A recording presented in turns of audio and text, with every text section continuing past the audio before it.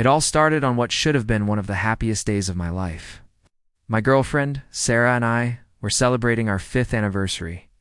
I had a whole romantic evening planned dinner at her favorite restaurant, a walk by the lake where we had our first date, and a special gift I'd been saving up for months. But something felt off. She was distant, constantly checking her phone, her laughter not quite reaching her eyes. I tried to ignore the knot tightening in my stomach. Later that night, after she fell asleep, her phone buzzed. It was a message from my best friend Mark. I know I shouldn't have looked, but my gut was screaming at me. And there it was. Not just one message, but a whole conversation, filled with inside jokes, pet names, and plans to meet up when he's not around. The worst part? They were mocking me. My heart didn't just break. It shattered into a million tiny, ice-cold pieces. Betrayal from the two people I trusted most in the world. For the next few weeks, I became an actor. I smiled, I laughed, I went through the motions of our life together. Every "I love you" from her felt like a twist of the knife. Every time Mark clapped me on the back and called me buddy, I had to fight the urge to confront him right then and there. But anger without a plan is just noise. I needed a strategy. My pain wasn't going to be my downfall. It was going to be my fuel. So, I started planning. Quietly, I began separating our finances, moving my savings into a new account.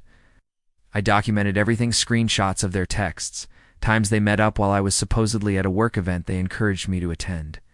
I even set up a small, discreet camera in the living room, our shared space. I had to be sure.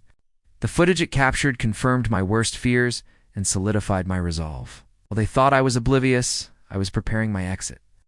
I found a new apartment, packed my most important belongings box by box, and stored them at a friend's place, a real friend.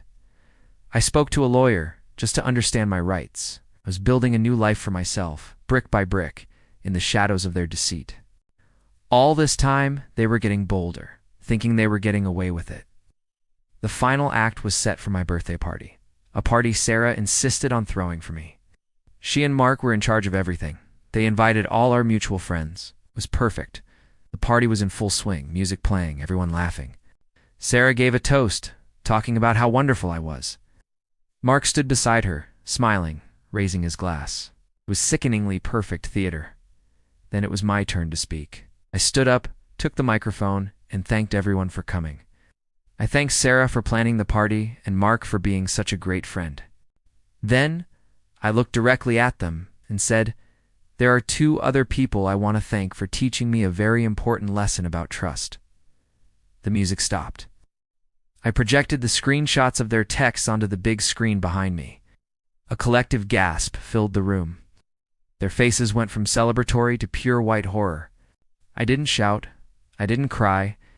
I simply said, "The lease is up at the end of the month. My name is already off it. All the bills are in your name now, Sarah. My things are already gone." Mark. I hope she was worth it. I placed the apartment keys on the table, turned around, and walked out the door without looking back. As I walked into the cool night air, I didn't feel angry anymore. I felt free. I lost a girlfriend and a best friend, but I found myself again. And that's a trade I'd make any day. Thanks for listening to my story. If you've been through something similar, know you're not alone, and you will come out stronger.